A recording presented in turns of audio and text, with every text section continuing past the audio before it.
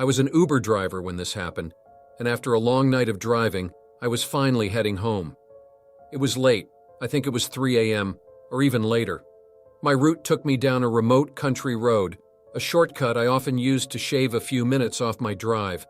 The highway route was longer, and there was construction work at night at the time, so any other way would add at least an hour to my trip. I didn't like that route, though, because it was dark and the lanes were narrow. Something about it didn't feel very safe, especially because I was so tired. The road was lined with trees and fields with hardly any streetlights. I was listening to music to stay awake. I was looking forward to getting home so I could go to bed. Up ahead on the highway, though, something unusual caught my eye. Blocking the road was a large pickup truck with a trailer. I had my high beams on, but I was still close before I saw it. Maybe I was driving a little too fast. It seemed odd, especially at this hour. It was stretched all the way from one side to the other. The end of the trailer was dipping into the ditch on the right side. If it was any longer, then it might have fallen in. The truck was a newer one, with a full cab and a full-sized bed. I think it was silver in color, but it might have been darker. My headlights reflected off of it, making it difficult to tell. The trailer was a plain white box trailer with a noticeable dent in the side. But other than that, there was nothing notable about it. No logo or company name. I slowed down as I approached and stopped my car a safe distance away. At first, I thought the road might be closed. Usually they would use a normal blockade for that. But to be honest, when I saw those, I usually just moved them aside and went through anyway. After I stopped, I pulled out my phone to check if the road was closed. It wasn't, so I got out to check it out. My headlights blared behind me as I walked towards it. The long shadow from my body moved in front of me. I looked in the window and saw the truck was empty. There was no sign of a driver or any passengers. Feeling a bit weird, I decided it was best to head back to my car and maybe call in the blockage. I wasn't looking forward to the detour, but it wasn't worth the risk to end up in the ditch. If I had a truck or some kind of SUV, then I could probably make it. But I was literally driving a Toyota Prius, so I had no chance. Just as I turned to leave, a man emerged from behind the truck. He covered his face to block my bright lights from his eyes. I could tell he had a shaved head, though, and that was about all I could say about how he looked. There was something about him and the way he moved that didn't feel right. He started walking towards me, his pace quick but steady. Without thinking, I turned to run back to my car. I could hear the man's footsteps behind me, gaming ground. I fumbled for my keys, but managed to hit the unlock button and get in the car just in time. I jumped in and locked the doors. When the man got to my car, I looked up at him. He was standing in front of my window, smiling in a forced way. Then he waved at me. I shrugged, but didn't roll down my window or open the door. I just didn't trust the guy. Then he started to knock on my window. I sat there for another 10 seconds before starting my car. As soon as I started to move, I heard a sharp sound. At that moment, I thought it was just a knock on the window. But as I put distance between myself and the man, I noticed something else. A crack in my car's side window that hadn't been there before. He must have tried to break it with something. As I drove back down that road, I constantly checked my rearview mirror. I saw a faint headlight in the distance for a while, but it disappeared soon after I noticed it. If it was the man, then I'm assuming he couldn't keep up in that large truck. I took the long way home because that was my only choice. The sun was coming up as I pulled into my driveway. As soon as I stopped, I got out of my car and went into my house. I reported the incident to the police right away, although I was tempted to go to sleep first. I later found out that when they returned to the area, the truck was in fact gone. Big surprise. This was probably the strangest robbery attempt I've ever experienced. I wonder how long that man was out there waiting in the middle of the night. And I wonder if he got anyone else. This happened about 3 months ago. I was heading out to meet a guy for our first date and super excited about it. Since it was a first date, I was dressed a bit more provocatively than normal. But for me, that just means a fitted, slightly low-cut shirt with black pants. Anyway, I requested the Uber, and when the car got there, I opened the back door to get in the back, which I almost always do. However, the driver insisted that I sit up front, even after I politely tried to decline. He put his hand out to stop me from getting in the back and literally insisted that I sit up front. That was the first red flag. When I turned to sit down, I saw in my periphery that he had his hand on the seat, waiting for me to sit on it. I managed to sit as far away from him as possible to avoid it, and he withdrew his hand. I was pretty creeped out by this point, so I pulled out my phone and immediately started texting my cousin, telling her what happened and to keep talking to me. He then started asking me questions, starting with where I was going. I told him I was on my way to a date and was really looking forward to it, thinking this would make him leave me alone. He looked me up and down and said, "Really? You're not married? When I saw you, I thought you were going out and your husband and kids were staying home." Weirdly specific, right? I just said, nope, not married and no kids. That made him start in on me about how I should have children and that children should be my first priority right now. I tried several times to get off the subject of kids and tried just ignoring him, but nothing worked. Finally, I told him that I wasn't able to have children, thinking that would shut him up.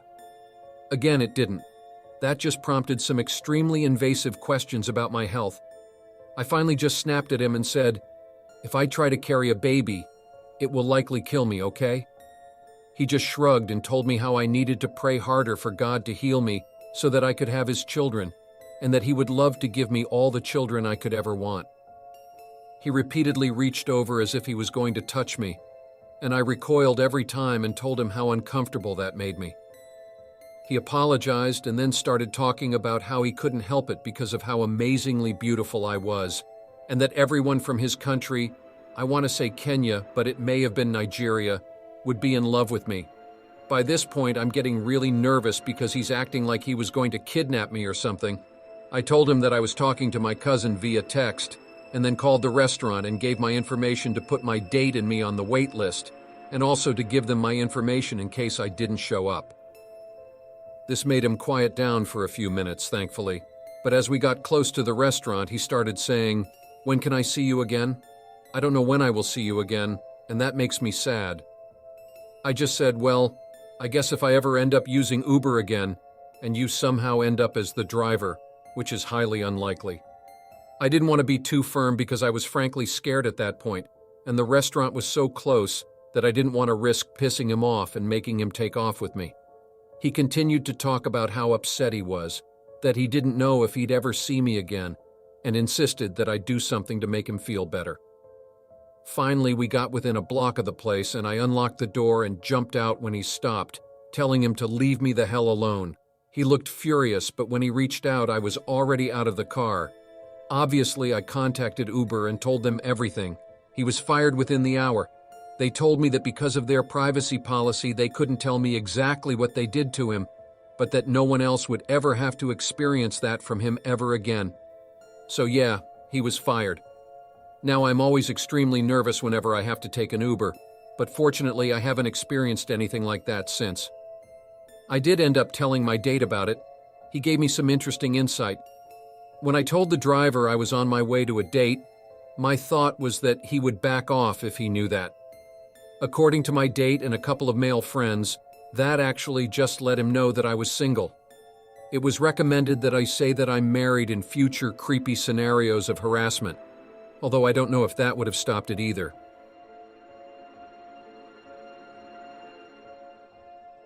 In winter of last year, I was doing Uber Eats. It wasn't an ideal situation because I had to work really hard in order to keep up with my bills. But in the winter months, Uber Eats really picks up in my area, probably because people don't want to go out as much. Winters up here in Michigan can get pretty rough. I was driving on a Thursday night. It was around 9 o'clock, and the sun was long gone. I was making pretty good money and I didn't have school the next day, so I was planning on staying out until at least midnight if I wasn't too tired.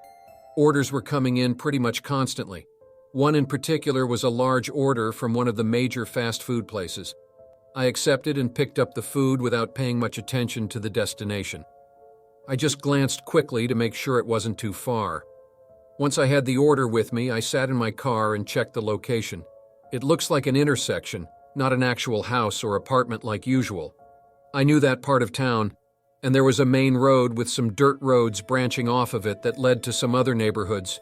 It was considered one of the nicer parts of town. The houses down those dirt roads were mostly multi-million-dollar properties and small farms. I didn't get why one of them wouldn't put in the actual address, though. At the time, I figured they might be concerned about privacy, so I went anyway. When I got out of the city, there were not many cars. The roads were fine, but a light snow had started. Even though it was fairly remote, the area was well lit with street lamps. I was watching my phone as I drove, trying to make sure that I didn't miss the destination. Everything looked the same. I slowed as I got close, then pulled my car over. There was a small dirt road to my right and a long, empty highway straight ahead. I hadn't seen another car in a long time, and nobody was in sight. I left my car running for the heat, but I was thinking that if it took more than a few minutes, then I would give up. I sent a message to the customer to let them know I was there. I got a reply in seconds, and they told me to wait, and they said they'd be there in a minute. I relaxed a bit, but I was still confused why they would want me to that spot. I mean, it was only 10 or 15 minutes to the restaurant, so if you're going to drive out there, then why not pick it up yourself? Kinda defeats the purpose. I waited another 5 minutes, then sent another message. As soon as I looked up from my phone, there were a pair of headlights approaching from the highway. I was expecting them to come up the dirt road because it made even less sense to order if they were already out. The whole thing was full of red flags, but I was ignoring them all. I just wanted to drop off the food, make a few bucks, and get back to work. The car in front of me got closer, then I noticed another one coming from behind. Feeling slightly uneasy, I reached over and locked my door. Before I knew it, both cars had stopped in the middle of the highway, one covering each lane. It looked like they were trying to block me in, but I knew I could squeeze around if I had to. One of the cars was a plain gray, newer-looking one, maybe even a hybrid. The other was older and green in color. The green car had some writing on the side.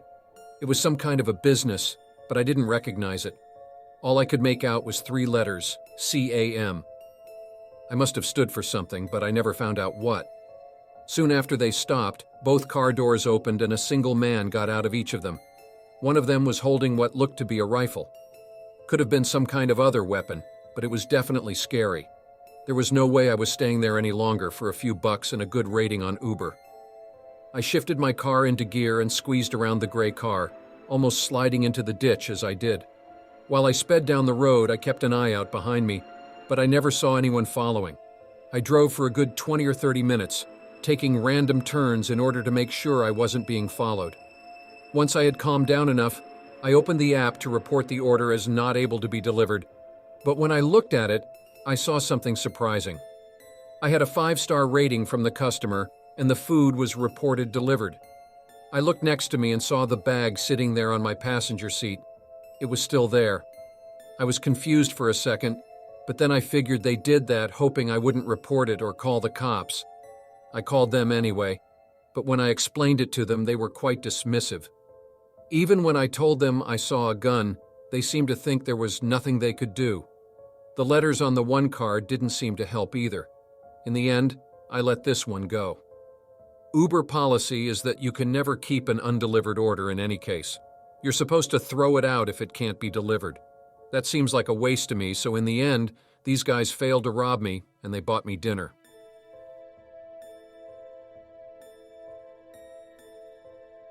This happened one night a few years ago when I was driving for Uber. I started at around 6 p.m. and took a break from 8 until 9. I was working in a busy suburb of my city. It was a hidden gem that only a few drivers knew about. For whatever reason, tips were good in that place. I don't know if it's because they were rich or what, but I always made good money there. The evening began routinely enough. I picked up some passengers from bars and a group from a house party. By around midnight, the rides became less frequent, and I was thinking about stopping for the evening. I was waiting in my car for about 15 minutes when a ride request finally popped up. It was to a rural area, a good distance from where I was. I didn't have any other options, so I took it. The pickup spot was only 5 minutes away. My passenger was a young woman who had visited a friend and was returning home. She was quiet, occasionally gazing out the window. It was too dark to see anything, so I guess she was just shy. No problem for me. When we reached her destination, a lonely house at the end of a gravel road, she thanked me and hurried inside, closing the door gently behind her. I then began the journey back to where I was working. I thought I would get a few more rides that night. My place was also in that general direction. Just then, another request came in. The pickup spot was close, just 10 minutes down that same country road, and the drop-off location was on my way, so I took it. I pulled a quick U-turn and kept driving deeper into the country. The road was narrow and winding, flanked by fields and occasional clusters of trees. I was almost there, so I looked at my phone to make sure I didn't miss the turnoff. As I rounded a bend, I saw a car in a shallow ditch beside the road. It was an older model, dark in color, its front end angled awkwardly into the ditch. There was a lamppost nearby with a weak, flickering bulb. I slowed in front of it and then came to a stop 30 feet back from the car. As far as I could tell, there didn't appear to be any damage to the car, and it seemed like it could be easily driven out of the ditch. My initial thought was that somebody might need help. However, I decided to stay in my vehicle. It was late, and I was alone on that remote road. I checked my phone again to make sure I had service. I did, and it was strong, so I didn't know why the driver in the car couldn't call for help. For a few moments I sat there, watching the car. Everything was still. There were no lights inside that vehicle, no movement. I considered driving off, thinking perhaps the driver had already gone for help. But just as I was about to leave, I saw something that made me pause. A movement inside the car. A figure shifted in the driver's seat. It was hard to make out any details, but someone was definitely there. This changed things. Why hadn't they gotten out or signaled for help when they saw me? I waited another minute and nothing else happened. Nobody got out of the car and I didn't see another movement. I reached for my phone, still watching the car, and I dialed the police, explaining that I was an Uber driver and I came across a car in a ditch. I told them about the movement I'd seen. They said they'd send a patrol car to check it out. After 10 minutes, I saw the approaching lights of a police car. They pulled up behind my vehicle and 2 officers got out. They approached the car in the ditch with caution. From my vantage point, I watched the scene unfold. The officers reached the car and shone their lights inside. There was a brief exchange, but I couldn't hear what was said. The figure in the car moved and then he got out. I saw him talk to the cops for a few minutes, and it looked like they did a sobriety test on him. Before I knew it, the man was in handcuffs. The officers walked back to their patrol car with the man. As he passed my car, he glared into my window. He was a large guy, about 45 years old. Then one of the cops came over to me. He explained that the man in the car was over 3 times the legal limit for driving. He then told me that there was nothing else they needed from me. I thanked the officer and watched as they drove away. By then, I had canceled my last ride and decided to call it a night. It was almost 1 a.m. by then, so I turned around and drove to my house. I got home at around 1:30 and went straight to bed. It always scares me to think about how many people drive drunk out there, especially in the country. It's a real problem in my town.